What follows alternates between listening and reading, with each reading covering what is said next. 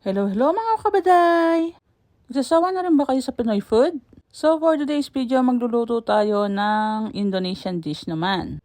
So meron nga pala akong chicken wings dito. Hinati ko lang sa dalawa, linagyan ko salt and pepper. At minarinated ko for 35 minutes.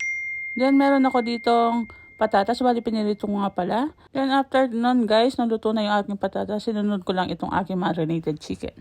So sa pagpiprito ng marinated chicken guys, hindi mo kailangan lutuin siya ng todo. Bali, hayaan mo lang siya slightly brown lang guys. Then brown na nga siya guys, sinanggal ko lang din siya. Haalisin ko muna siya at isi-set aside. Then after that, umpisahan ko nang ilutuin yung aking bawang at sibuyas. At maglalagay nga din pala ako ng lemongrass. So isusutay-sutay ko lang guys. Pag lumabas na yung aroma, it means pwede natin ilagay yung ating rendang paste. So yung rendang paste nga pala, nabibili lang siya dito sa mga supermarket guys. Bali ito yung paste na galing sa Indonesia guys or Malaysia. So pagkalagay ng rendang paste guys, hayaan muna natin siya mag-gisa-gisa hanggang sa medyo mag-aroma din yung ating rendang paste. Bali ito nga pala yung nabili kong rendang paste guys. Ayan, yan yung brand niya. So after that guys, nilagay ko na yung chicken. Ayan. Bali halu-haluin muna natin siya until yung paste natin is ma-absorb ng ating chicken. So, ayan muna natin siya mag-absorb within like 3 minutes or 4 minutes. Basta wag nyo yung hayaang masunog, guys. So, halu-haluin lang natin siya, ganyan, para hindi lang siya dumikit sa pan. Then, after that, guys, lalagyan natin siya ng tubig. Tubig na wasa lang to, guys. Yan.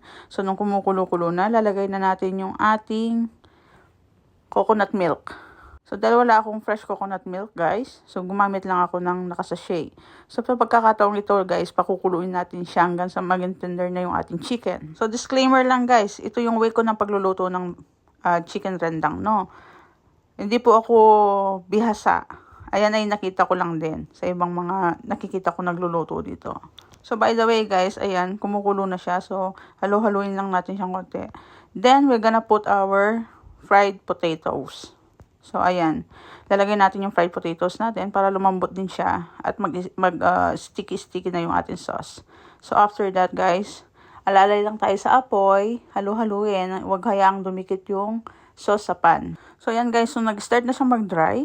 Makikita nyo, nagmamantika na siya. Ayan, lumalabas yung kulay red na parang oil from the rendang paste and coconut milk.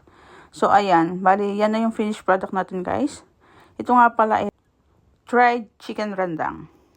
Ganyan yung gusto kong pagkakaluto ng rendang guys, yung dried siya. May mga nagluluto kasi na may sauce. Pero sa akin ganito yung pinaka the best. Ayan guys, di ako naglagay ng pampalasa dyan kasi malasa na yung rendang paste. Ayun lang guys, kain po tayo.